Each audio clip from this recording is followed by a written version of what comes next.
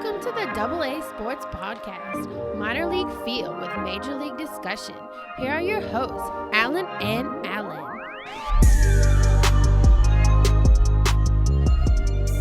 What is up, everybody, and welcome to episode 19 of the AA Sports Podcast. We are your hosts, Alan and Alan.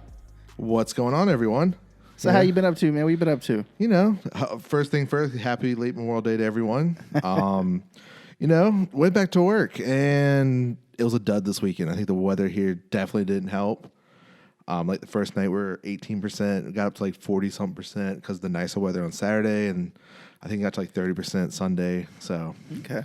real slow, mostly a little bit food, but mostly alcohol. I bet. So, other than that, not really much for me. Other than the governor walking around with no mask on. Yeah. So, All right. Well, let's get into it. Let's talk about some baseball right now. Yeah, the first things first, I guess we got to talk about Aaron Judge's girlfriend DUI video that came out from TMZ. Yeah, if you guys haven't heard by now, you should. Aaron Judge's girlfriend, I guess, apparently got pulled over and she was intoxicated. Yeah, she had DUI back in February, so this is going on during spring training, and now the video, of course, TMZ paid who knows what money to get this video. I feel like they always get something first. Yep. And the biggest thing is what she said. It's, man, like, talk about throwing your man under the bus. Yeah, well, at first she wasn't name dropping. She was just sitting there like, I can't have this happen. You know, first she was trying to deny it. She's like, I'm not drunk. She's like, how many glasses of wine have you had? She's like, 2 glasses. And her headlights weren't on. She's like, oh, they're not? They're not on? My thing is, what car was she driving? Because most cars nowadays lights turn on automatically. Like, so it looked like a Beamer or something like that. Yeah. Or Mercedes or something. You would think they'd have automatic unless someone messed with her and turned them off, and she didn't know no better. But oh well, she got pulled over. Yep, and then she just started pleading her case after that. She's like, this can't happen. My boyfriend is in the public eye. He's so famous and this and that. She wasn't name dropping at first. I will give her that, but she was egging it on, like, waiting for them to say it so she could drop the bomb and be like, who's your boyfriend? Right. Well, first she was like, he's all over the news. This can't happen because he's whatever. She was like, you know who New York media is or something? And they're like, no. This is in Scottsdale, Arizona. They don't, like, come on. And then finally they say, well, who's your boyfriend? And she was sitting there crying like, Aaron Judge. No, it's not funny, but it was pretty funny because she was trying to use the card. Yeah, like, hey. after failing the field sobriety, they blew her. She blew a .12. Yep. And they were telling her, look, this doesn't make you a bad person. This shouldn't affect your boyfriend because he's not the one it's happening to. Yeah. But you're making it a worse case by saying, hey, my boyfriend's Aaron Judge. You going to let me go? And they're like, well, if your boyfriend was Mike Trout, we might let you go, but he's not. Plus, they probably didn't. I don't know if they believed her or not at the time anyways. And they don't, like you said, it's Arizona. Yankees train in Florida. So they're like, who? New York media? This is Arizona. This is West Coast. Well, not a good look. Yeah, definitely not a good look. Definitely, doesn't support the wife material notch to get that ring. Yeah, I don't know. That's probably why she doesn't have one yet because she's still, I don't know. He's probably like, I don't know about this one. All right, let's get into some little, I don't know about lighter news. The next subject. Yeah, well, the next subject has to do with our boy Noah Syndergaard. Now that we're on the New York train, let's keep talking about that's it. Good. So apparently Noah Syndergaard is being sued for back rent. He signed a lease to move in somewhere in New York. I think rent was like $25,000 a month or something like that. It was a 3-bedroom penthouse in New York, $25,000 a month. Signed it for the year, starting in March. Well, pandemic happened, and then, of course, he got injured, so he's got to stay in Florida no matter what. But because the pandemic happened, said he tried to offer to pay 2 months so he can try to get someone to rent it anyways, and now the landlord's suing it for all of it. Right, and I know Syndergaard's like, hey, man, I paid you $50,000. I know it might sound like a lot, but when your rent is $25,000 a month, it really doesn't mean much. And from my perspective, my professional opinion, if you don't know, I am a property manager by trade. I don't agree with Noah Syndergaard in this situation. Yes, it's sad that you're not moving in and you don't live there, but you signed a contract. It's legally binding. You signed a contract saying you'll take it for the year. And you don't. It's up to you if you move in or not. We can't. We don't have anything to do with that. That's on you. I mean, if you don't move in, that's up to you. But you still got to pay the rent. I don't know how they do it in New York, but here, Noah Syndergaard is not winning this case. Yeah, it's going to be an itchy subject, of course, with the pandemic now. Like, if they do go to court, then it's going to be weird. Like, who's going to side with who? Like, yeah, the pandemic happened, but it still does not. You're still obligated to make these payments. And the biggest thing is no one's going to rent. Like, okay, I'm going to move to New York with the Mega Centra. Exactly, yes. So, unfortunately, Noah, yes, no one probably could rent it. If it was now no issue, person probably would find someone to rent it.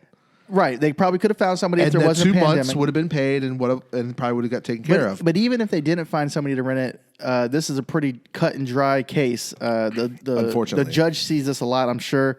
At least, I don't know how they did it in New York, but here in Virginia, this wouldn't be anything on the tenant side. The landlord would have had this case won, clear cut. No Syndergaard would have had to pay that money, have this judgment against him, affect his credit. Not that he cares, but hey, that's what would happen. Right? When you're making millions, it's not going to really, but. And I got to assume that the laws in New York are pretty strict or pretty in favor for the landlord, because I heard about a lot of slumlords out there and a lot of people. Has to be. That's what I'm saying. So he's not winning this case. There's no way. He probably hoped that maybe the guy, because the pandemic was gone, he was going to, okay, I give you $50,000, I'm not going to live there, just go ahead and get it rented. But the thing is, no one's going to go to a penthouse apartment mid-coronavirus in the mega central of New York. Right. And going to pay $25,000. Absolutely not. And plus, if you own a property that you can rent it for $25,000, you probably got a lot of money yourself. So this guy's not sweating Noah Syndergaard crying on media at all. So it's unfortunately going to play out. They might have to settle. We'll see what happens. But I'll tell you right now, the only way to settle is Noah's going to have to pay this up front. He's going to have to pay it off. He's going to pay what he owes. That's all it's going to be to it. Unless, let's say, the pandemic clears and someone does rent it, so then whatever month when it's empty, he might have to pay. It depends. Maybe. It depends see. on what the judge says. Yeah. The judge could favor him for everything he owes up to the point. If he's evicting him, he could say, hey, you got to pay from whatever you signed a lease until now, which would be in June or something like that. I don't think he'll make him pay for the whole lease term. He could, though. And then at the same time, the landlord probably has the option to say, hey, I'm gonna get this judgment. You still owe me this money, but I'm still evicting you.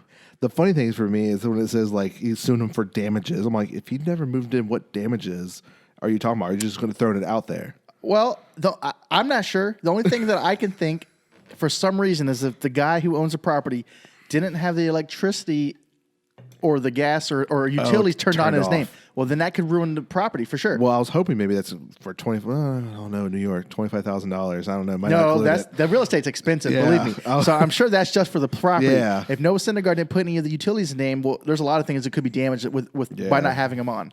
So, true. Well, we'll see what happens with that. Good luck to you, Noah. I'm just letting you know right now, it's probably not going to go your way. Probably not. So next thing there's, we're talking about more money, but this is for a single card of Mike Trout. Yeah, Mike Trout rookie card. Yes. And I believe it came autographed from the factory, right? So this is a 2009 Bowman Chrome Draft red refractor. So it's a 1-on-1 sold for $900,000. That's crazy. So the previous record for modern wasn't that. So now it's the previous modern card sold. It's a Beckett graded 9.5 mint card. It's a 1-on-1 red refractor sign 2009, Mike Trout. The funny thing is this card was sold a couple years ago for, I believe, for $400,000 2 years ago, and people called the guy crazy. Right, but when you see greatness in person, you know what's going to happen. It's pretty hard not to pay that for it. Like you said, it went for almost about double, 1.5 times what it went. Yeah, what he paid for 2 years ago. Yeah, and that's not out of this world, because since he bought it, I'm sure Mike Trout's won a couple more MVP titles, and he's still doing his thing. He's in the best of his career. I would have held on to it till after he retired, made a Hall of Fame or something like that. But I mean, if you need the money, you need the money. Exactly. But there might be what was said. One guy said, yes, he bought another 1-on-1 rookie, bought it for $400,000 last year. Now it's worth $3 million. Wow. And of course, this is better than no stocks, bonds, 401ks, gold, silver. This is a piece of cardboard. That's crazy, man. So and the guy is Dave Ocancia, known for sports gambling in Vegas. So okay, he, I guess, took a chance and it worked out in his favor. And it's not nothing special. Like recently, the sports card hype is going up. Like I said a couple weeks ago, I'm getting back into it. What you said with the whole Last Dance, it's skyrocketed Michael Jordan rookies. Yeah. Yeah. I was watching one the other day just see where it goes on eBay. Last time I looked at it, it was at $90,000 for a 9, not a 10, a 9. I'm like, this is getting ridiculous. Yeah, man. When the subject's hot, people want it now. Yeah, so that's why everyone's trying to get on the McGuire and Sosa train because that documentary is going to come out. So they're thinking maybe this is going to happen too. Reliving these greats like Griffey has skyrocketed recently. Like more of the greats are starting to come up more, like rookie cards, so they're hard to find and more money. So and then seeing this modern card Mike Trout go for it is insane. Now we just wait for the official 1 million one. Happen soon, because if it's going to keep going up and up, it's going to happen. Well, the good thing about this, and the reason why I think it did go so high, it's not just because it's an autographed Mike Trout card, but it's a 1 of 1. So I get it. It's it's crazy. Especially being an 09 and that high of a grade. Yeah, and this was way before Trout was anything. The 2000 his rookie card is up there compared to a couple years ago. A bunch of people are. It's just insane where it's booming. So. All right. Well, hey, speaking about real estate, there's another thing it's a little bit more expensive than where Noah was staying tonight, but the Twins AA team has set up an Airbnb at their field. You have access to everywhere, I believe. So the Pensacola Blue Wahoos, the AA Southern League Minnesota Twins in Pensacola, Florida, has now put up Airbnb for their stadium. And I clicked on it, and I'm like, what do you mean? Like, you stay in the outfield? No, they actually converted there's beds there. So for the currently listed at $1,500 a night, it's of course 1 night minimum stay and up to 10 guests. 10 guests, yep. So pretty much what it broke down to when I looked on it, it was there's bunk beds and then 2 queen beds. But where's it set up at? I guess in the skybox or something. No, I know it's somewhere like in the like the visiting one of the dugouts, like maybe somewhere that people can crash. I don't know. And do you have access to anywhere? You can walk freely in the whole area? Yeah. So pretty much what they said is so this is what it says on the Airbnb. Whether you want to host an unforgettable overnight trip with your youth league, throw an unbelievable birthday bash, stage a corporate retreat, making yourself an office hero, or just spend a bachelor party living out your sports dreams, Wahoo Stadium is your ultimate rental. If you want to hit with your friends in a batting cage, be our guest. You want to play catch in the outfield at 11:30 at night, be our guest. You want to take batting practice while I have a couple cold ones with the boys, be our guest. Want to take down your siblings in ping pong or video games in the clubhouse, be our guest. Want to enjoy breakfast on home plate? Be our guest. Okay, so now that they've done a little bit of Disney, be our guest, be our guest, I want to know, what do I have access to? Because you know what I want to do? I want somebody to play my theme music while I go up there and take Big Daddy hacks. I also want to hit a home run, and I want the fireworks to happen. I want it all. I want the mascot out there. I want the concessions to be open and give me whatever I want. Do I have access to food and alcohol? I'm pretty sure something to the catering, you can probably schedule something. I'm pretty sure. Because right now they're doing stuff out of the stadium currently. They're doing like movie nights and like catering to go and stuff. Probably the food they had there getting ready for the stadium. So, but I'm just saying, if I'm spending $1,500 to hang out at a AA stadium, I don't even know how nice that is. With taxes and everything, it comes out to $1,800. Okay, so I did it just to see what roughly the taxes. So $180 a person, roughly, if you had 10. Yeah. So that's fine. But like I said, I want the walk-off music. I want everything. I'd be damned. We're having a wiffle ball game, something. We're doing batting practice, home plate. I need an announcer. And it's beautiful because it's right there on the water in Pensacola. So you see the water. I'm like, yeah. One night, I'm going to get there first thing in the morning, like, when can I get my keys? I'm ready to do this. I will say, if you have the money, it does sound like a pretty cool experience. Yeah.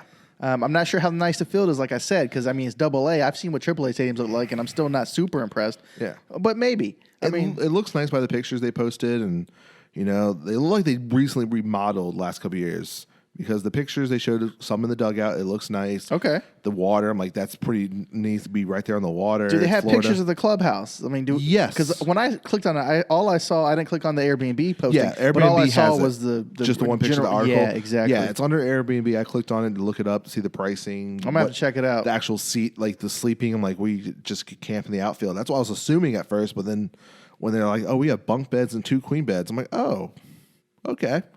But yeah, I'd be having feast in the outfield, doing whatever. batting practice. I'll just go I'm everywhere. taking full advantage. I would need to plan this out before I did it, but definitely. I'd be all over it, though. Yeah, and mostly all days during the winter is available. I think they put off certain days that they were going to have open days just in case there is a season under Airbnb. So I'm wondering, was this in the works before all this happened, or this just happened because of it? Because it looked like they were kind of planning it out. And that's a good point you made, because even if they were already planning it out, it makes you think, because in the future this could be a thing. Yeah. There could be stadiums and Instead places of tours that you and don't stuff, think about. You could Airbnb it. Especially Florida, Arizona, the warmer climates that could do it year round. Absolutely. Yeah. If you have a good climate area year round and you're not taking advantage of it for the full year just for baseball season, you got to do something like this. You got to be creative. Like I said, if you go Airbnb, look it up. The pictures are beautiful where this location is. It's on a marina, so you can say you go fishing one day, stay in a hotel, then you check into there. Or if you do multiple days, you can do multiple events. Like, man, like it's something to think about if you can drive down, or if it's closer to you, or you just want to, like I said, have a bachelor party, or who knows what. But it's a definite experience if anyone who's a sports nut. All right. So next thing we got to talk about is kind of, with this season, is there going to be a season kind of stuff a little bit, but what Chipper Jones made a little comment about the players. So I will read the quote and we'll talk about it. So first, he's getting involved. He's supposed to be the Wednesday night broadcaster for ESPN if the season was going to happen. So let's see where we at. Oh, here we go. This is what he said. In all honesty, I'm a little optimistic than I was 10 days ago. 2 weeks ago, from listening to some key players coming out speaking on it, they continued to squabble over dollars and cents, salaries, revenue sharing, and all that kind of stuff. There's 30 million people out there that are out of work, and the last thing I want to hear is a bunch of millionaires and billionaires scrubbling over maybe getting 30 or 35% of their salaries this year. Well, I mean, everybody has their opinion. Chipper Jones is respected, but he's not playing the game today. He's been out of the game for a while. He doesn't know what's going on. You gotta think about it from their perspective. I mean, I'm not upset with the players for trying to get what they think is right. And I'm not upset with the guys. They don't make them like Chipper anymore. I'm saying the old school guys that just want to play ball. It's a different game today. Oh, yeah, definitely, because they understand. But I think where, like, Chipper, then I think even, like, Tom Glavine is getting involved. Like, they're trying to, like, say this is not going to be good because they went through the strike and it hurt themselves those couple of years where if they were continued growing, they could have made more money, but then the downfall, they had to recoup that money from missing that season. So they're trying to tell them, like, I get it. You're going to lose money no matter what. So take some now. So you're saying he's been there, done that. Yeah, he's like, look, guys, just get through it. Just play the game. We'll worry about the other stuff later. Yeah. Because I think that's what they're getting down to is because, they went through the strike and it definitely took a while to get fans back, to get them to love. Like, this is what you could be going to if you cancel the season and then you go fight and make a strike, then you're going to lose fans and lose money and then you're going to be out. Maybe that's where they're coming from, I'm thinking. I think that's what they kind of said, like, I've been through the strike. That's something you might not want to go through. Yeah, I get it. I mean, we don't know. I mean, there's no right or wrong answer. No matter what you do, you're going to get criticism. So if the players come back or if they don't come back, regardless of what happens, if somebody gets sick when they come back and play or if they don't, we're just going to hear about it from both ways. So, I mean, I'm open to hearing more, sides of it and what they think. Oh, yeah. But at the same time, I do agree with the players. They're the ones taking the risk. Their families have to take the risk. They don't know what's going to happen. There's a lot of things uncertainties at this point. It's just there's not enough information to make a really good choice right now. Oh, yeah, definitely. It's, like I said, it's their perspective. They said they'll just play through it. They'll recoup the money some other way, and then you'd never know. It's that gray area right now. No one knows. Like, everyone's like, Michael Phelps tweeted, like, do I let my kids go to a pool party? Yeah. Because it's Memorial Day weekend. Everyone Absolutely. was like, kind of like, is it safe? Is it not? Like, well, I mean, there has been some upside to this because, like I said, this past weekend, we got to see Peyton and Brady and Tiger and Mickelson have this pretty cool golf match that everybody seemed to like. I liked it. Even when Brady hit this putt from like 100 feet out and it sunk it, man, this little chip shot. And with, Charles Barkley commentating, like, like in the ear, it was one, like, it was more like stuff like that. We're getting certain stuff that we probably normally get. Like, before we started recording this, NHL has agreed to their agreement. They're going to do expanded playoffs, no more regular season, just go to it. So it's a weird year. NBA has located to possibly doing it in Disney World. Now they're trying to figure out if they're going to go straight to playoffs or they're going to do like group play. Who knows what with that? We don't know what's going to be. Right, it's different. Things are changing, but I'm just embracing it. I'm taking it, seeing what happens. I'm not going to complain. I'm just going to say, all right, let's see what works. Right, we're getting Korean baseball in the morning Exactly. to watch. Yeah, we're getting a little bit of everything. Yeah. So, but let's move on. So our next topic is: could we see the MLB expansion happen in the near future? it's going to be Talking about losing fans and having to gain it back. So, what do we think is going to happen? Some people think because of the strike, that's when we expand 2 more teams to recoup the money from let's grow, let's get some more TV deals to go back to MLB. We're in the longest drought between expansions in the MLB since the 61. Is it time to expand 2 more teams? Right, and the last team that we've gotten, the newest team are the Nationals, right? Well, they Like relocated. Right, well, it wasn't expansion. Still, yeah, the Expos broke down. But I agree. I think the league has been focused on getting more and more viewers. Well, one way to do that is to get an expansion team or 2, because now you're in a totally different market, like say Virginia. I know we have the Nationals, but down here we don't have a team that's really solid. If you go to a place where there's room for a team, you bring a team there, you're going to get fans. I'm not saying it's guaranteed, but that's how you get more viewers. Yeah, because especially when people don't have accessibility to go travel to watch the game. Like if it's something like hours away, they're like, that's a once or twice. But it's something like, it's 30 minutes away. Yeah, we're going to go more games. Especially if you have a family, it's harder to get everybody together just to go watch a game for 3 or 4 hours or less. Now that they want to make it shorter times. Yep. It's a whole vacation almost if you're not near a stadium.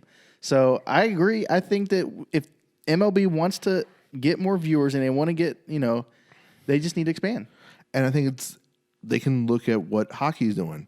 Hockey definitely is worth less than baseball, but they have already expanded one team in Vegas and seen it thrive. How they went to the Stanley Cup their first season. Yeah, and now they have agreement for Seattle franchise to come in. So you're watching this league that's under you with all the money and stuff as expanding. Why aren't you doing the same thing? Right. And there is cities like here in our area that's one of the biggest areas that don't have a professional team. There's talks of Charlotte to possibly add a team because they could easily take out the AAA, have a pro team there because they have a bigger city. They could. They have, of course, they have football and basketball, but they don't have baseball. Yep. So that's a possibility. Then you go West Coast. There's up and down or somewhere Midwest. Oh, I know that other leagues are talking about expanding overseas, so anything can happen at this point. Yeah, and then the biggest thing I think people are also considering is Montreal.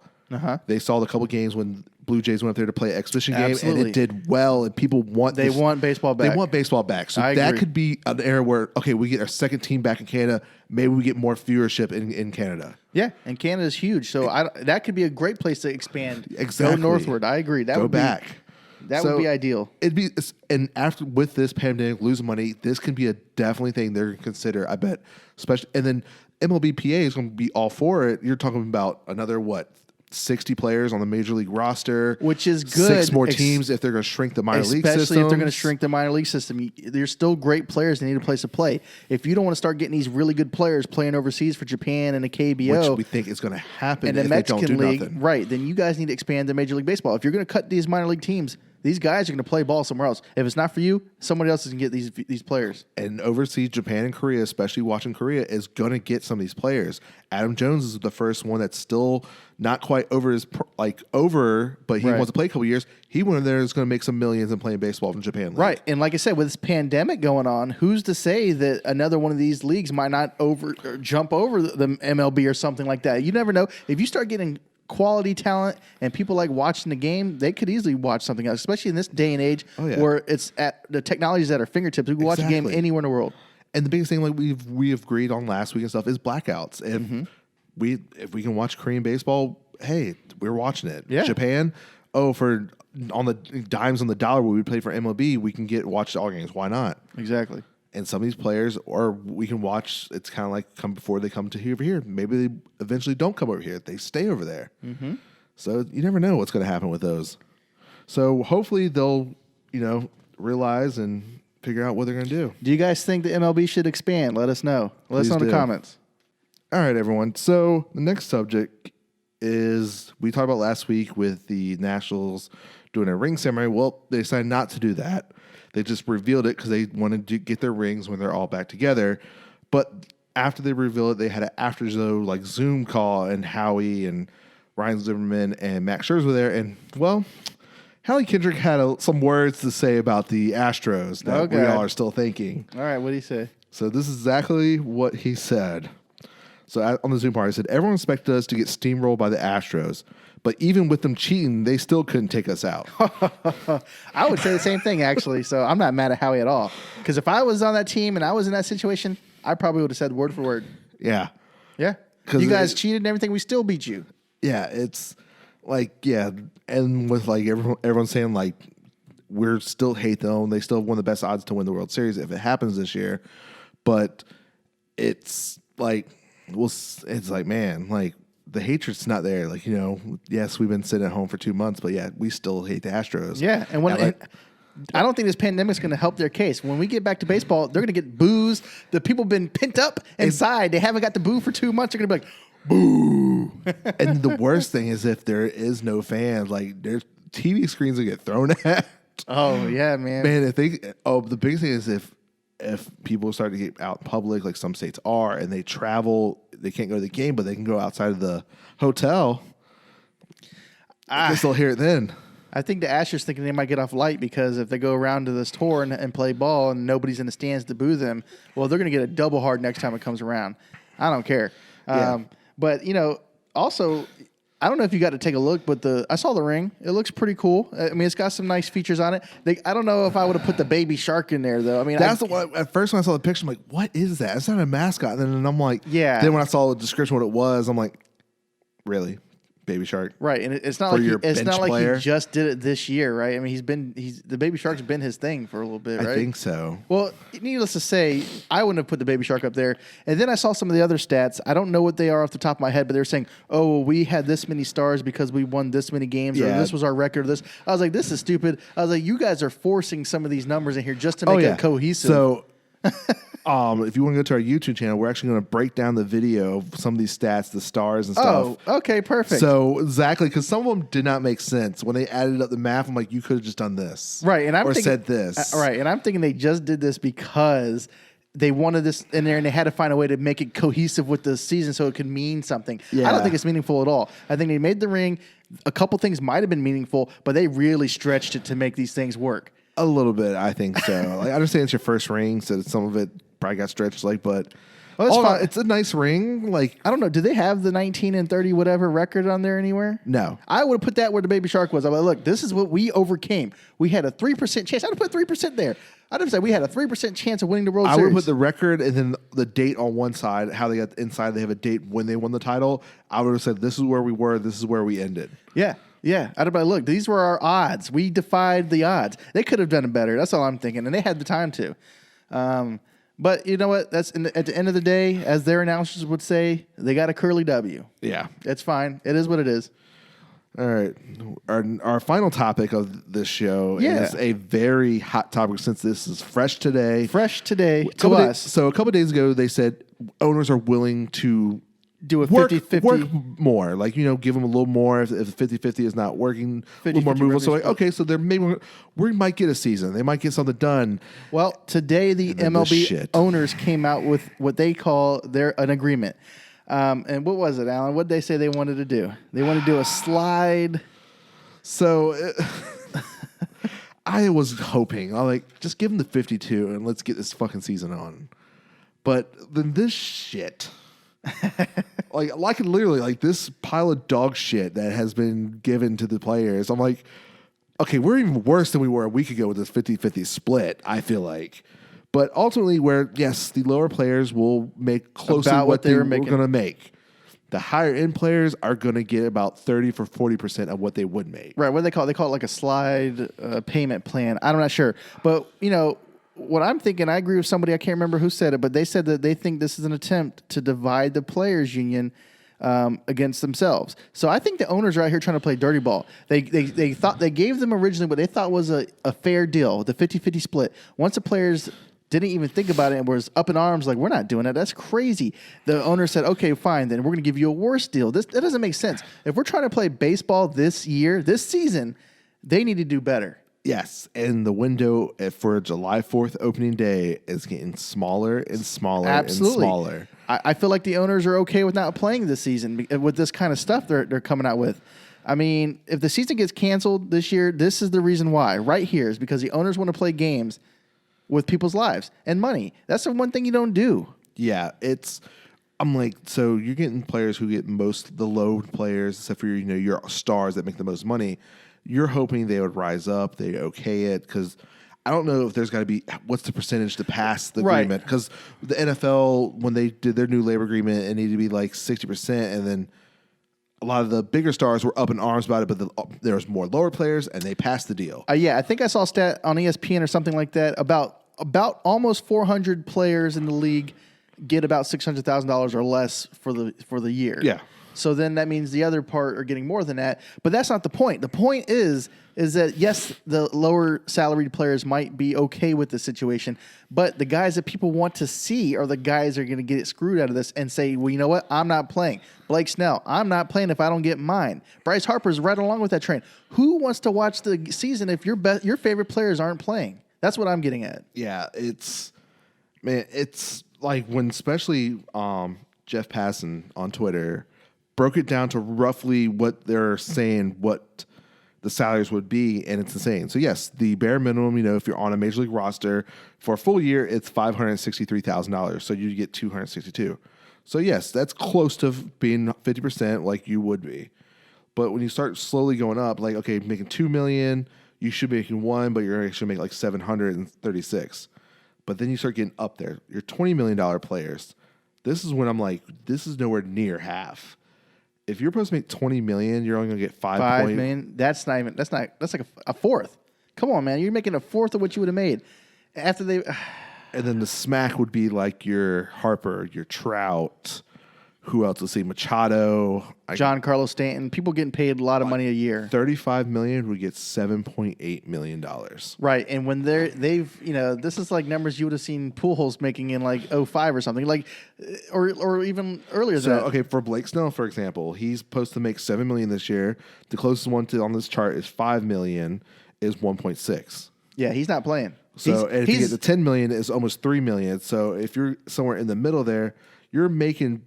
We'll say he's probably making around $2 million by this chart. Well, think about the guys who are like even on the Mets who are really good pitchers who haven't made contracts yet. Like I don't know. Like I know like Jacob deGrom just made one recently, but I'm saying last year this would have been a big issue. Yep. Or for Syndergaard. But even Evan Drellich on Twitter said the MLBPA is very disappointed with MLB's economic proposal today.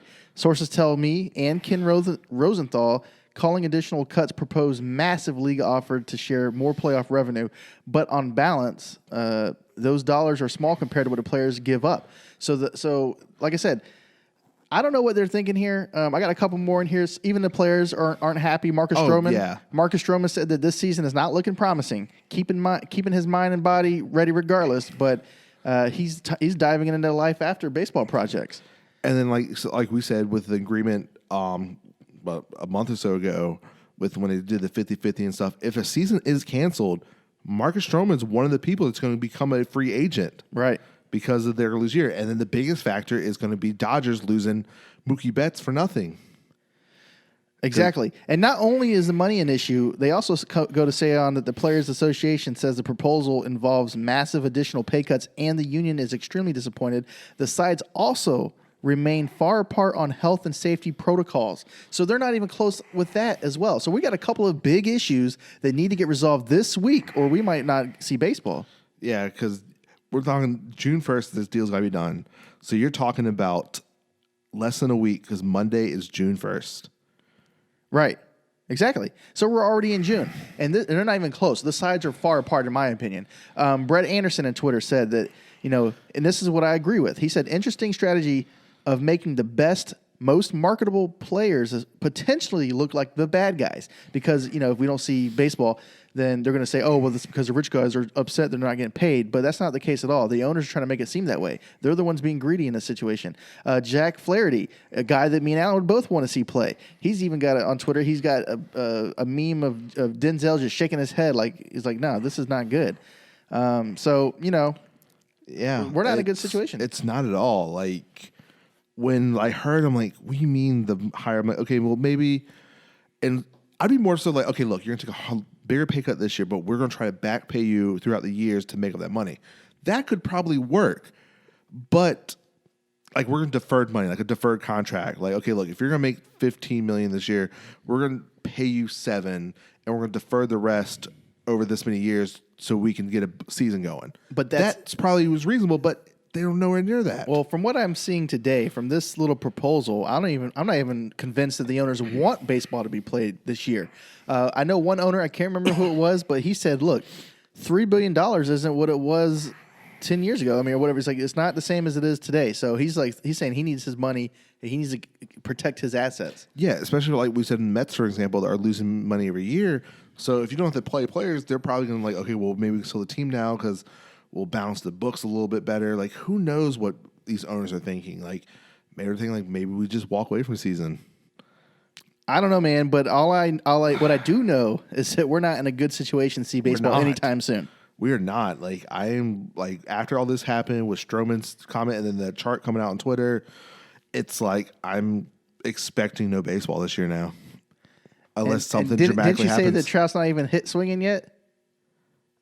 People are like some players are not. Yeah, what I'm saying is they know something we don't. They're like, look, the way this is going, I don't think we're going to play ball this year, so I'm just relaxing, taking a real vacation. Yeah, like good thing like for Trout, if they don't have a season, he has to expect his first child being born in August. He's going to be able to be there no matter what.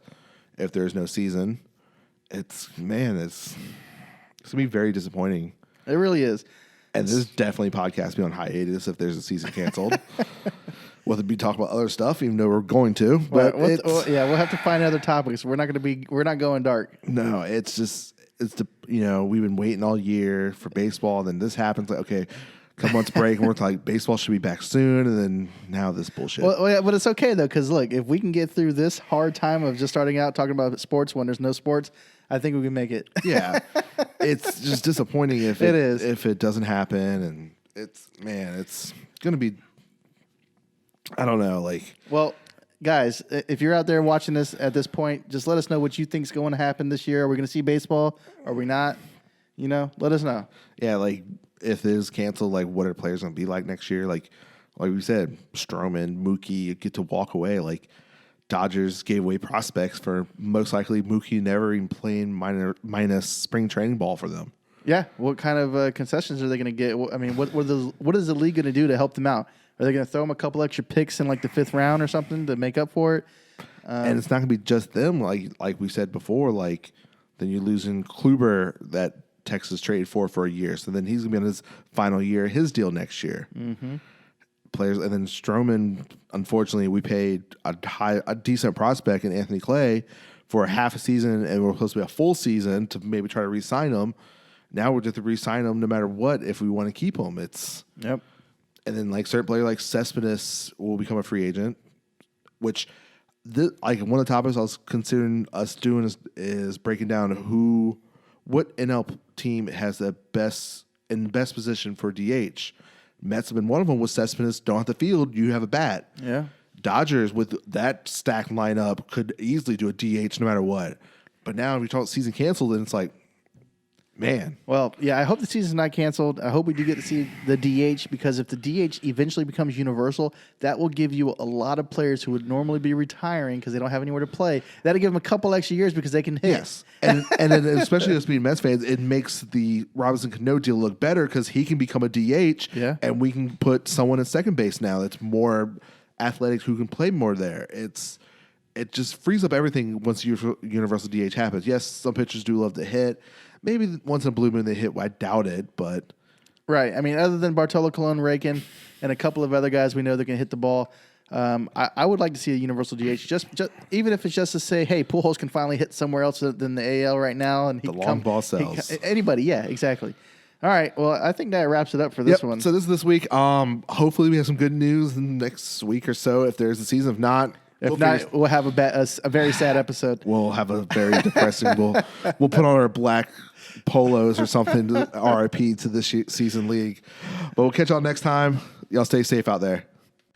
All right, everyone, thank you for checking out this episode. Please like, share, and subscribe to the channel. Share it with your friends. Don't hog the goodness here from AA Sports with your friends. And if you want to take that step further, please click on that Patreon link that's in that YouTube, description down there. We do monthly giveaways, gifts from us if you do different tiers, and you will get most likely everything we do here at AA Sports a day early, if not more. So please share that with your friends also.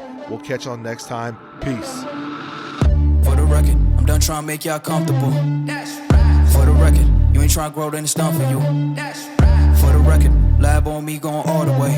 All the way. For the record, ain't trying to link, no time to waste. Stop. For the record, for the record, for the record, for the record, for the record. Been a little too nice to y'all. Now I gotta up price on y'all. Snake eyes on dice for y'all. Shoulders on ice for y'all.